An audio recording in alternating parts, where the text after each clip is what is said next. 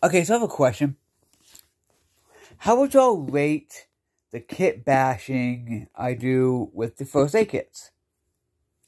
You know? Definitely. Oh, and by the way, you know what's funny? Look at the only thing that's made in America is the antibiotic ointment. Anyway.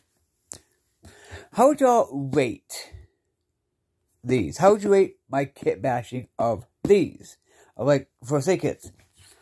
Because literally, I don't know why. I can just get a first aid kit from the store shelf. And then look at it and go, okay, here's how, like, that. I can go, this is what I want in it. You know? This one, especially, now, yeah, you know what I think about this one? I got to use the tape from the waterproof kit. The original medical kits one I got from, I think the SOL Urban Survival Kit bag. But yeah. I kept these because why not, right? So yeah.